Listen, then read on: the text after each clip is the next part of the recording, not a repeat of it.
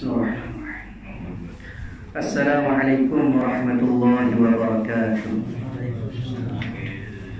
A'udzubillahi minasyaitonir rajim. Bismillahirrahmanirrahim. Alhamdulillahirabbil alamin wassalatu wassalamu ala asyrafil anbiya'i wal mursalin sayyidina maulana wa nabiyyina wa habibina wa syafi'ina wa qudwatina wa uswatina Muhammadin sallallahu alaihi wasallam wa ala alihi wa ashabihi ajma'in. Allahumma faqihna fi din waftah alaina futuhal arifin waj'al a'malana khalisatan wajhikal karim ya arhamar rahimin. Allahumma iftah alaina hikmatak wa anshur alaina min khazain rahmatika ya arhamar rahimin. Rabbi shrah li sadri wa yassir li amri wahlul 'uqdatam min lisani yafqahu qawli walhamdulillahi rabbil alamin. Amin. Qala al-musannif rahimahullahu ta'ala wa naf'ana wa iyyakum bi'ulumihi fid dharain amin. Alhamdulillah, pertama selamanya marilah sama-sama kita panjatkan setinggi-tinggi kesyukuran kita ke hadrat Allah Subhanahu wa taala, kerana pada malam ini Allah taala masih lagi memberi peluang kepada kita.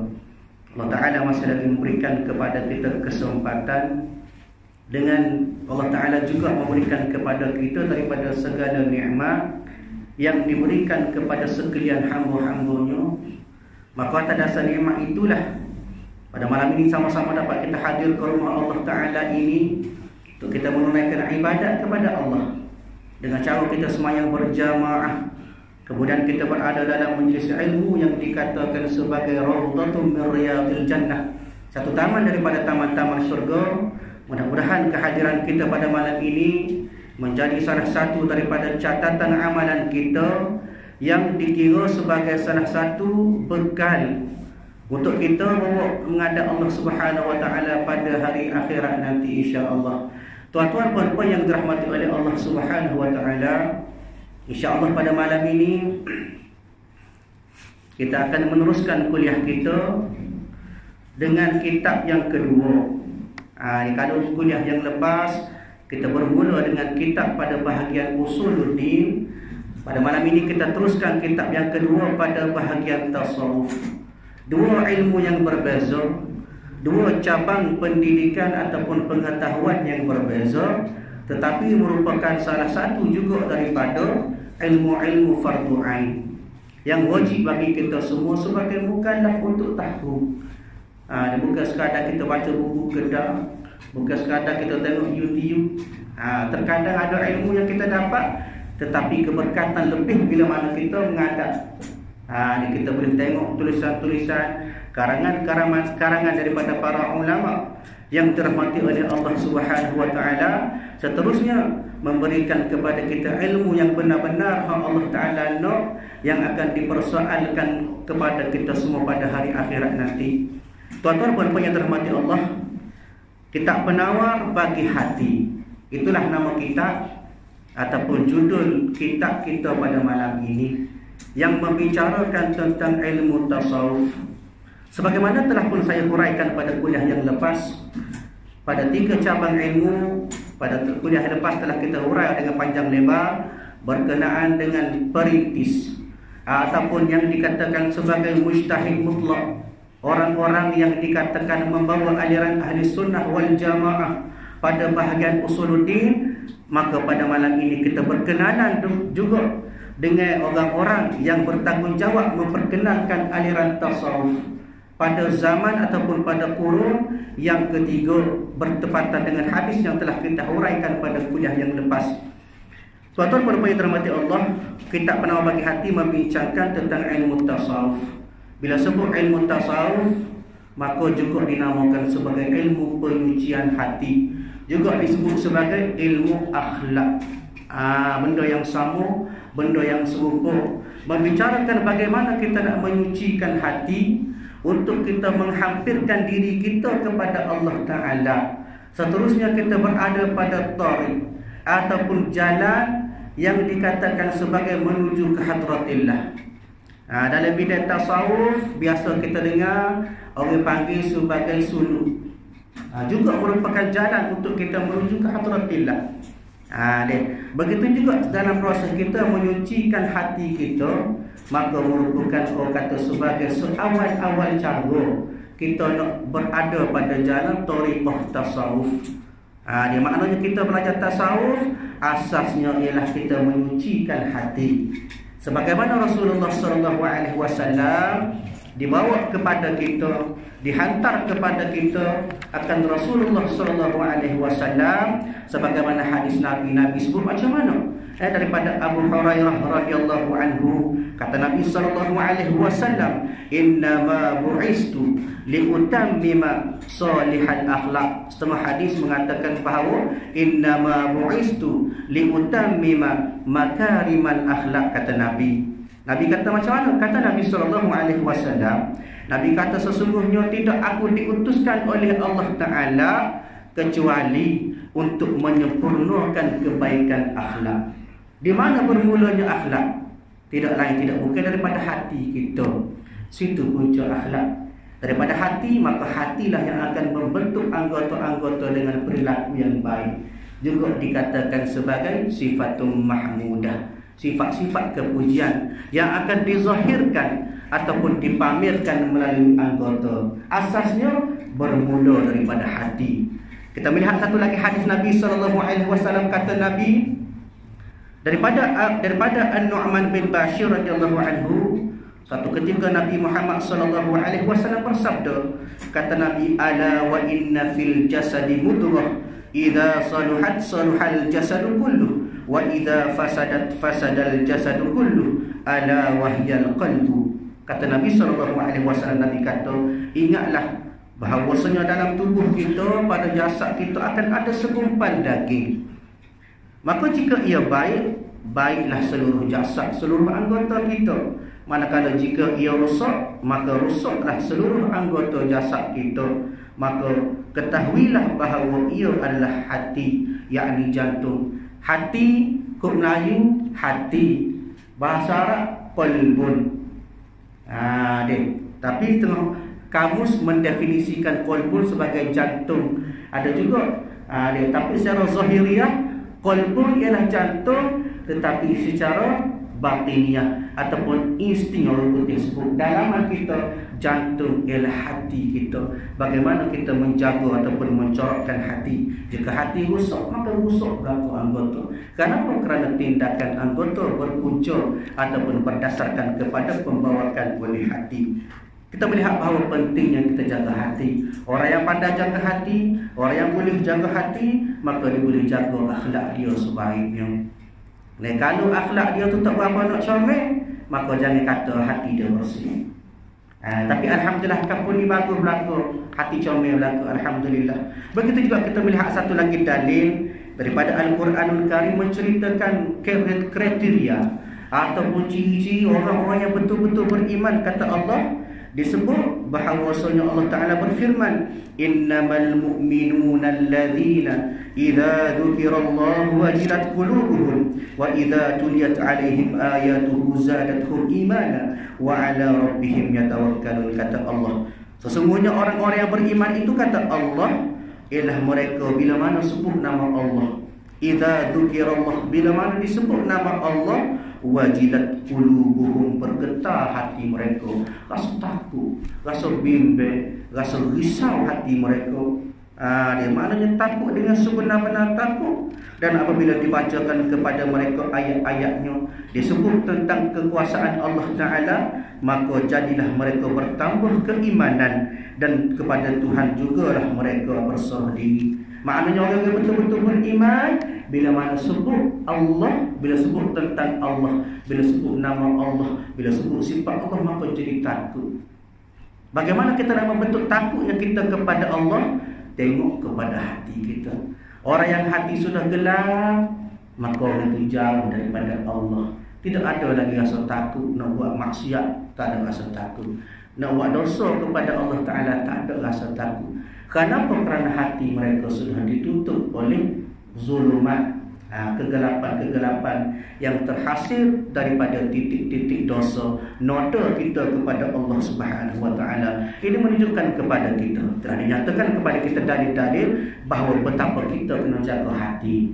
Maknanya untuk mana pun kita kena belajar ilmu membersihkan hati, ilmu untuk kita menyucikan hati, membaikkan akhlak. Ilmu apa? Ilmu tasawuf lah. Setengah kata tak boleh mengaji ilmu tasawuf, susah. Cara kau nak jumpa Allah Ta'ala, cara kau nak menghadap Allah Ta'ala, dia tidak. Dan akhirnya penghujungnya itu sebenarnya matlamat kita semua yang nak jumpa dengan Allah. Semua orang dia nak menuju ke arah Allah Ta'ala. Tak ada orang yang nak menyimpang. Maka asasnya bermula dengan proses penyucian hati. Bila hati kita bersih, maka ketika itu kita sudah tidak nampak benda lain. Bahkan dari hati kita, itulah hanya ada semata-mata Allah Ta'ala. Dan itulah sebenarnya konsep ataupun tujuan kita belajar ilmu tasawuf. Sebagaimana telah kita huraikan pada kuliah yang lepas, ilmu tasawuf dipelopori oleh dua orang imam. Kalau Usuluddin terkenal dengan pelopor dia, iaitu Imam Hasan Asy'ari dan juga Abu Mansur Al-Maturidi, disebut sebagai mazhab aliran Asy'ariyah. Maka begitu juga dengan tasawuf, dia ada pelopor dia yang mana telah lahir pada abad ataupun kurun yang ketiga. Siapa dia? Iaitu yang pertama Syekh Junaid Al-Baghdadi, yang kedua Abu Qasim Al-Qushairi. Kedua-dua ini merupakan mujtahid mutlak yang boleh mengeluarkan fatwa dan boleh berijtihad dengan mereka. Maka aliran tasawuf kita ikut aliran inilah. Sebagaimana Usuluddin kita ikut aliran dua orang imam pada mazhab Asy'ariyah Al-Maturidiyah. Maka pengasas ataupun pelopor kepada ilmu tasawuf ini yang pertama Syekh Junaid Al-Baghdadi. Kata ulama disebut bahawa nama dia Al-Junaid bin Muhammad bin Junaid Abu Qasim Al-Qawariri Al-Khazzaz An-Nahawandi Al-Baghdadi Asy-Syafi'i, lebih dikenali sebagai Imam Al-Junaid Al-Baghdadi. Dia lahir pada tahun 220 Hijrah, bermakna dia berada pada abad yang kedua. Maka boleh dikira sebagai mujtahid mutlak lah. Sebab mujtahid mutlak dia berada pada abad yang kurun yang pertama, kurun kedua dan kurun yang ketiga. Maka Imam Junaid Al-Baghdadi lahir pada kurun yang kedua ataupun abad yang kedua di Nahwan ataupun di Iran. Dia merupakan salah seorang daripada qadi di Baghdad. Maka satu ketika pernah berlaku sebagaimana masyhur disebut oleh para ulama, Imam Junaid Al-Baghdadi merupakan seorang yang tegas dalam menetapkan hukum. Satu ketika pernah berlaku pada zaman dia, mana yang cerita sikit berkenaan dengan Imam Junaid Al-Baghdadi. Satu ketika pada zaman dia tu ada salah seorang ahli sufi yang berada pada makam Fana'ul Fana'. Dalam bidang tasawuf dia ada banyak makam dia. Kita berada pada makam apa? Makam awam. Orang yang berada pada makam awam, dia tak boleh buat amalan-amalan yang dilakukan oleh orang-orang yang berada pada makam di atas. Jadi tak faham. Sebab kita lah berada pada zaman ini, orang-orang yang belajar pada ibtidaiyah, belajar pada asas. Konsep kita belajar asas. Sebab kita belajar kitab penawar bagi hati, asas kepada ilmu tasawuf. Kalau kita belajar tinggi sikit, atas pada penawar bagi hati, kitab dia nama dia Minhajul Abidin. Bahasa dia dah ada sikit. Mana setengah-setengah orang boleh masuk pada keadaan tersebut, setengah orang tak faham. Atas pada lagi Hikam Ibnu Athaillah Al-Iskandari. Dia semakin atas kitab, begitu juga berada pada tahap ataupun berada pada tariqah tasawuf, maka semakin atas semakin hampir dengan Allah Ta'ala. Begitu juga berlaku pada Al-Halash tadi. Pada zaman Imam Abu Junaid Al-Baghdadi jadi qadi, tiba-tiba ada seorang itu nama dia Al-Halash. Berlaku pada ketika itu, dia kata ma fil jubbati illallah. Tidak ada sesuatu dalam jubah aku kecuali Allah. Tempat tu apa sebut dah cerita ni. Sini tak tahu dah, tak ingat.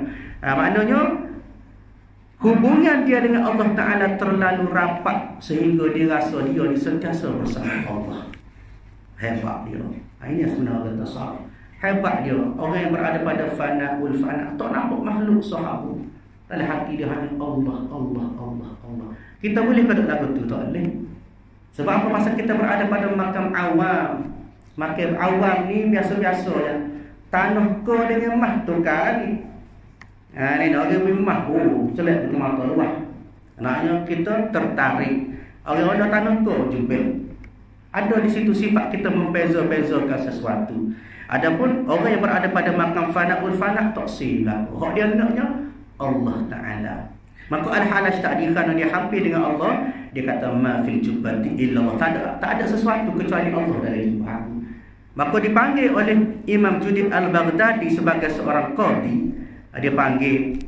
Maka bila ditanya betul lah, Al-Halaj mengaku, dia menyatakan pernyataan tersebut. Maka bila mana nak dihukum, maka Imam Abu Junid Al-Baghdadi tadi dia buat satu surat kuasa. Dia kata berdasarkan kepada ilmu syariat, maka Al-Halaj bersalah. Bermakna pada zaman itu makam fana'ul fana' sudah terlalu tinggi. Ni sampai orang biasa ni tak boleh mentafsir ayat daripada Al-Halaj tadi, menyebabkan raja pun istihaya ni murtad. Sedangkan dia berada pada makam tersebut. Maka kata Imam Junid Al-Baghdadi, dia kata syariat menyatakan Al-Halaj bersalah. Walau bagaimanapun menurut hakikat, maka Allah yang lebih mengetahui. Ayatnya di sini tuan-tuan, pada zaman itu berlakunya krisis ataupun pemahaman manusia tentang ilmu tasawuf. Adalah orang hebat berada pada makam fana'ul fana', tetapi Imam Junid Al-Baghdadi lebih layak jadi qadi. Ayatnya dia ni berada pada kedudukan yang lebih tinggi, memahami keadaan dengan lebih baik. Dia ni hebat. Maka pada ketika itu Al-Halaj dihukum. Dan kata ulama, tertera darah yang menitis daripada Al-Halaj kalimah la ilaha illallah. Begitu juga awan yang membentuk pada ketika itu juga membentuk kalimah la ilaha illallah. Maknanya keadaannya ialah makam yang berbeza. Kalau kita berada pada makam awam, kita nak zikir Allah, Allah, Allah, Allah. Boleh tak? Boleh. Tapi tak masuk dalam hati kita. Jadi kau tawa, tak boleh nak rasa mani. Kenapa? Kerana kita usaha nak berada pada makam fana'ul fana'. Pada makam kita awam pun masih kita jauh daripada Allah Ta'ala. Kenapa? Asasnya di peringkat hati kita pun tak bersih lagi. Maka pada sebab itulah kita berada pada malam ini, kita bermula dengan kitab Ibtidaiyah, kitab asas. Mudah-mudahan kita belajar kitab ini, kita boleh membersihkan hati kita. Seterusnya kita berada pada landasan orang yang belajar ilmu tasawuf, yang dapat membersihkan hati dan menyebabkan kita makin happy dengan Allah Ta'ala. Itu berkenaan dengan Syekh Junid Al-Baghdadi. Yang kedua, pelopornya juga pada bidang tasawuf ialah Imam Abu Qasim Al-Qushairi. Juga orang hebat. Dia lahir keturunan Arab. Qushair bin Ka'ab dilahirkan di Khurasan, Iraq. Antara karya-karya Imam Abu Qasim Al-Qushairi yang masyhur antaranya ialah Lataiful Isyarah. Ada juga Ar-Risalatul Qushairiyah fi Ilmi Tasawuf, kitab Al-Fatawa, kitab Syikayah Ahlus Sunnah, kitab At-Tafsir fi Ilmi Tafsir, kitab Adat Sufiyah dan sebagainya, banyaklah. Dan kata ulama, Imam Abu Qasim Al-Qushairi ini dilahir pada 370 Hijrah. Maknanya dia berbeza tahun. Adapun Imam Junid Al-Baghdadi itu lebih awal dilahirkan. Maknanya Imam Abu Qasim Al-Qushairi ini peringkat kedua sikit. Lepas pada Imam Abu Syekh Junid Al-Baghdadi tadi lahir, maka lama disambung pula oleh Imam Abu Qasim Al-Qushairi. Adapun kedua-dua mereka ini merupakan mujtahid mutlak, dan mereka inilah yang membawa ajaran tasawuf yang kita belajar sampai hari ini. Itu makna kita kenal daripada orang yang bertindak membawa ilmu tasawuf kepada kita. Dan pada malam ini alhamdulillah kita mulakan kitab Penawar Bagi Hati. Kitab Penawar Bagi Hati ini merupakan satu kitab yang permulaan. Rasanya dalam muka surat ada ke 100 dah. 100 muka surat. Tapi kata ulama, ilmu dari dia begitu hebat. Bahkan kata ulama, kitab Penawar Bagi Hati ini sudah berumur lebih kurang 60 tahun lebih. Kita lihat bagaimana keberkatan kitab-kitab ini. 60 tahun lebih masih lagi diamalkan sehingga ini. Bahkan kitab Penawar Bagi Hati juga merupakan salah satu daripada muqarrar ataupun sukatan bagi orang yang ngaji pondok. Kerana apa? Kerana ilmu dia mudah untuk difahami. Dia pada hamba melihat bahawa pada hari ini seperti mana kita dibeli, merupakan mungkin cetakan yang ketiga atau keempat. Yang pertama seperti hang berguna ni, dia kertas dia kasar sikit, tulisan dia pun masih lagi tulisan lama. Ni. Kemudian apa ni, edisi Jawi. Kemudian cetakan yang kedua kulit comel sikitlah, kulit di sinar licin molek. Kertas dia putih. Dia waktu pun cetakan Jawi. Kemudian peringkat terbaru cetakan 3 tengok sudah ada. Kalau mana beli boleh lagu ni boleh beli. Penawar Pagi Hati. Maknanya hak ni tu tulisan ada tulisan Rumi. Hak Jawi pun ada. Jadi boleh dia kedai buku bangku pun macam ada. Jadi maknanya kitab ini merupakan kitab asas pada ilmu tasawuf. Baik. Jadi kita tengok pada awal kitab Penawar Bagi Hati. Tengok di kulit dia dulu. Penawar Bagi Hati menghimpunkan oleh dia maksud penawar ni ke dia. Penawar ni kalau kita tak ubah, bagaimana kita nak ubah? Penawar bagi hati maknanya kita nak ubah daripada segala penyakit-penyakit hati, yakni daripada penyakit-penyakit rohani. Adapun penyakit jasmani kena pergi klinik, di farmasi sebagainya. Adapun penyakit rohani kita kena belajar cara bagaimana kita membersih ataupun mengubati hati daripada penyakit-penyakit yang boleh mengganggu keadaan hati kita nak menghadap Allah Ta'ala. Menghimpunkan dia maknanya menghimpunkan akan kitab ini oleh siapa? Syekh Abdul Qadir bin Abdul Muttalib Al-Indonesia Al-Mandili Khawidun Talabatul Ilmi. Syekh Abdul Qadir Al-Mandili rahimahullahu ta'ala, moga diampunkan oleh Allah Ta'ala kepada beliau. Di maknanya dia ni Syekh Abdul Qadir Al-Mandili juga bukan calon-calon. Bahkan kata ulama, Syekh Abdul Qadir Al-Mandili ni, dia ni merupakan orang Indo. Mandili ni Mandili nama tempat Indo lah. Dia ni merupakan orang yang salah seorang tenaga pengajar di Masjidil Haram. Jaga kita orang Melayu tani, orang Melayu Malaysia kita tu boleh mengajar di tanah haram. Tapi hebat dia boleh mengajar. Maknanya daripada pengikut dia, daripada orang yang dengar ceramah dia, dia mengajar tu daripada orang Arab pun ada, orang Melayu pun ada. Orang hebat boleh mengajar dalam Masjidil Haram. Dia merupakan ulama yang lahir pada tahun 1910. Kemudian dia meninggal pada tahun 1995. Dia banyak menghasilkan kitab-kitab. Bahkan kata ulama dia ni telah menghasilkan 24 buah kitab. Sepanjang hidup dia boleh karya, boleh buat 24 butir kitab. Kita nak buat sebutir kitab boleh. Ni noyaknya hebat orang alim dulu-dulu. Di antara kitab dia apa dia? Antaranya Risalah Pokok Qadiani, ada Masalah Al-Madhab, ada kitab pendirian agama Islam, ada kitab hak seru antaranya Senjata Untuk Lebah. Kita bahasa ni kitab Senjata Untuk Lebah. Ada juga kitab Tuhfatul Qari, kitab bahasa Arab pun dia boleh karang. Kitab Tuhfatul Qari Al-Muslim Al-Mukhtarah mimma ittifaqa alaihi Al-Bukhari wa Muslim. Kitab bahasa Arab, hurah bahasa hadis. Hebat. Begitu juga kitab Penawar Bagi Hati, kitab Perisai Bagi Sekilan Mukallaf, kitab Islam, Agama dan Kedaulatan. Lebih kepada karangan kitab-kitab bagi Melayu dan juga Arab. Maknanya dia ni bukan cara-cara orang, bukan sakat mengajar dan PhD boleh sanjung, tak perlu. Tengok pada ilmu dia, memang dia antara orang hebat. Ni maknanya orang yang banyak menghasilkan kitab-kitab untuk agama. Ni dan kitab Penawar Bagi Hati dicetak ataupun ditulis pada tahun 1378 Hijriah.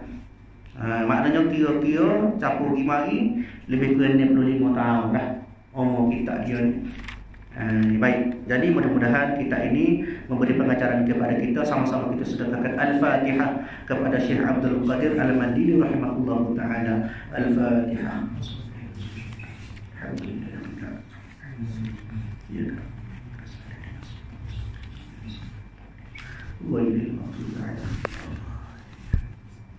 Baik, kita masuk kepada pendahuluan dia. Bismillahirrahmanirrahim. Bismillahirrahmanirrahim maknanya dengan nama Allah. Bismi dengan nama Allah. Siapa dia? Yang bersifat dengan Ar-Rahman. Ar-Rahman kata ulama bersifat dengan pemurah. Allah Ta'ala bersifat dengan pemurah, maknanya bagi jami'al makhluqat, kepada sekalian makhluk. Daripada tumbuhan, binatang, manusia, Islam, kufar, semua boleh nikmat atas sebab sifat pemurah Allah Ta'ala. Dan juga Ar-Rahim, kata ulama, Ar-Rahim bermaksud yang maha mengasihani. Kalau Ar-Rahman tadi Allah Ta'ala beri kepada belaka, tetapi sifat Ar-Rahim Allah Ta'ala ni dia guna pada hari akhirat. Bila Ar-Rahim maknanya sifat mengasihi Allah Ta'ala hanya sahaja bagi orang Islam seperti itu, orang yang ada iman, orang yang beragama Islam. Maka sifat Ar-Rahim inilah yang dikatakan membawa kepada rahmat Allah Ta'ala, menyebabkan seseorang itu boleh masuk syurga dengan sifat rahim Allah Ta'ala. Masuk syurga dengan sifat rahmat Allah Ta'ala. Allah Ta'ala sebut wala tayasu min rahmatillah, jangan kau putus asa dengan rahmat Allah. Maka rahmat Allah itulah yang akan digunakan oleh Allah Ta'ala untuk memberikan kepada kita daripada kalangan orang Islam, umat manusia, orang Islam boleh masuk syurga. Kalau sifat Ar-Rahman pemurah Allah Ta'ala, Allah Ta'ala berlaku. Kalaulah Allah Ta'ala tidak bersifat dengan Ar-Rahman, kata ulama, maka nescaya orang kafir tak boleh minum walaupun setengah air. Maka Allah Ta'ala bersifat dengan Ar-Rahman kepada semua makhluk, jami'al makhluqat. Tetapi dengan sifat Ar-Rahim Allah Ta'ala inilah hanya sahaja kepada kita, orang-orang yang betul-betul beriman, Islam dan bertakwa kepada Allah Ta'ala. Baik, segala puji bagi Allah Ta'ala. Segala puji bagi Allah Ta'ala, maknanya segala puji milik Allah Ta'ala. Kenapa? Kerana pujian itu merupakan kesempurnaan. Kenapa dipuji? Kerana sempurna. Oh semak, oh hebat, oh kaya, oh rajin. Semua tu daripada sifat kesempurnaan. Siapa dia yang memberikan sifat kesempurnaan itu kepada kita, menyebabkan kita dipuji? Maka Allah Ta'ala. Allah Ta'ala beri kita rajin buat amal ibadat. Orang berpuji, oh bagus buat amal ibadat, semaya Jumaat tak tinggal, puasa sunat tak tinggal. Kenapa? Kerana atas ihsan Allah Ta'ala beri kepada kita, menyebabkan kita sempurna pada mata manusia, menyebabkan kita dipuji.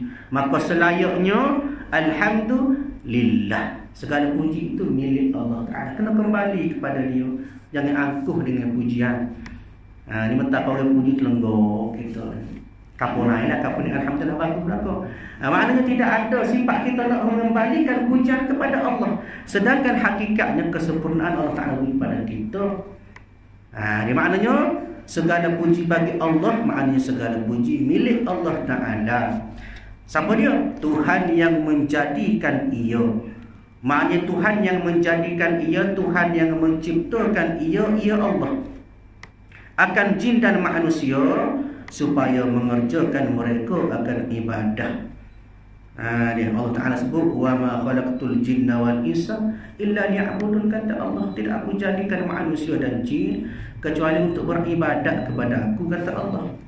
Untuk buat amal ibadat, bukan sekadar semata-mata nak mencukupkan kota, nak suruh ada makhluk, nak suruh ada penghuni atas dunia dah. Allah Ta'ala buat kita kerana illa liya'budun, untuk kita mengabdikan diri kita pada Allah. Sebab itu dikatakan sebagai ad-dunya mazra'atul akhirah. Dunia, kata ulama, tempat kita bercucuk tanam untuk hari akhirat. Jangan kita anggap atas dunia ni kita nak suka-suka, untuk kita seronok, dah. Hakikatnya untuk kita bercucuk tanam, untuk kita menyediakan bekalan kita pada hari akhirat, yakni untuk kita buat amal ibadat kepada Allah. Lagi yang sangat mengetahui ia, maknanya lagi ilmu ia Allah akan yang tersembunyi daripada segala asrar, rahsia-rahsia di dalam dada. Allah Ta'ala tahu belaka. Innallaha alimun bidzatis sudur, kata Allah. Allah Ta'ala tahu belaka segala yang berada dalam hati kamu, segala yang tersembunyi, semua Allah Ta'ala tahu. Tak saduk susuk, tak saduk sipar. Sebab itulah kadang-kadang bila kita pegang pada konsep ini, kita jadi takut nak buat maksiat kepada Allah. Di maknanya kadang-kadang kita dalam semaya akan takbir Allahu Akbar, niat kita kerana Allah Ta'ala dah, tapi hati kita macam-macam. Kadang-kadang mari perasaan riak, perasaan nak tunjuk ke orang, perasaan kita semaya 2 rakaat boleh masuk syurga dah. Benda-benda inilah sebenarnya yang perlu kita jaga supaya tidak menjauhkan kita daripada Allah, bahkan supaya benda itu jadi satu maksiat, satu dosa kita kepada Allah. Maknanya Allah Ta'ala tahu belaka. Dan segala mata yang khianat, mata kita duk pilih macam-macam. Benda yang tak harus tengok pun kita tengok, benda yang haram kita tengok. Mana segala mata yang khianat dan lagi akan bertanya ia. Maknanya lagi ditanya oleh Allah Ta'ala daripada pendengaran dan penglihatan dan hati dan lainnya pada hari kiamat. Maknanya semua itu wahum yus'alun, akan disoal oleh Allah Ta'ala pada hari akhirat. Maknanya akan memberi penyaksian kepada Allah Ta'ala daripada segala kerja buat kita. Anggota yang akan jawab, tidak mulut kita lah. Tangan akan jawab, tangan sebut aku curi, aku gini, aku gitu. Semua anggota akan memberi jawapan kepada Allah di hadapan Allah Ta'ala nanti. Dan selawat dan salam adalah keduanya. Maknanya selawat dan salam itu bagi Nabi yang dibangkitkan kepada sekalian alam kerana rahmat Allah Ta'ala. Yang mana bersabda Nabi SAW bahawasanya Allah Ta'ala tidak ada menilik ia kepada rupa kamu, dan tetapi menilik ia kepada segala hati kamu. Innallaha la yanzur ila suwarikum wa amwalikum walakinnallaha yanzur ila qulubikum wa a'malikum. Ni maknanya Allah Ta'ala tak tilik daripada segala rupa kamu, mu comel, mu semak, mu hebat, mu rajin wa amal. Allah Ta'ala tak tengok belakang, tapi Allah Ta'ala memandang, melihat kepada hati kamu. Sejauh mana hati kamu ikhlas, sejauh mana hati kamu hampir kepada Allah Ta'ala, sejauh mana hati kamu dirasa bercita-cita nak membawa ke arah kebersihan hati, seterusnya hampir hadir kepada Allah Ta'ala dalam keadaan khalis, bersih, sebersih-bersihnya. Baik, maknanya itu merupakan salah satu daripada peringatan kepada pengarang kepada kita berkenaan dengan mukaddimah awal, kemudian disambung pula dan atas sekalian keluarganya, keluarga Nabi dan sahabatnya, sahabat Nabi, yang membersihkan mereka itu akan segala hati mereka itu daripada sifat-sifat kecelaan. Maknanya daripada Nabi, sahabat Nabi, semua mereka itu membersihkan diri daripada sifat-sifat mazmumah. Inilah kita nak buat. Itu juga kita mengaji tasawuf, kita nak buat daripada sifat-sifat kecelaan. Dan menghiasi mereka itu dia akan hati dengan perangai yang baik dan sifat kepujian. Mana hati dengan sifat mahmudah. Itulah konsep asal kita ini akan hurah kepada kita. Dan kita ini dia akan cerita 3 bab. Bab yang pertama kita pasal 7 anggota. Gambar mata, telinga, lidah, perut, kemaluan, tangan dan kaki. Kemudian pada bab seterusnya dia cerita pasal 10 sifat mahmudah, sifat mazmumah, sifat-sifat kecelaan. Kemudian pada bab yang terakhir akan cerita kita kena ganti dengan 10 sifat mahmudah, sifat kepujian. InsyaAllah kita akan sambung kuliah kita pada masa akan datang. Amma ba'du, maka ini sebuah kitab yang kecil pada permulaan ilmu tasawuf. Wallahu a'lam. A'udzubillahi minasyaitonir rajim. Bismillahirrahmanirrahim. Alhamdulillahirabbil alamin. Wassalatu wassalamu ala asyrafil anbiya'i wal mursalin wa ala alihi wa ashabihi ajma'in. Allahumma inna nas'aluka ridhaka wal jannah wa na'udzubika min sakhatika wan nar. Allahumma innaka 'afuwun karimun tuhibbul 'afwa fa'fu 'anna wa 'an walidina wa 'an jami'il muslimina wal muslimat wal mu'minina wal mu'minat bi rahmatika ya arhamar rahimin. Rabbana atina fid dunya hasanah wa fil akhirati hasanah wa qina adzaban nar. Wassallallahu ala sayyidina Muhammad wa ala alihi wa ashabihi ajma'in. Walhamdulillahirabbil alamin. Assalamualaikum warahmatullahi wabarakatuh.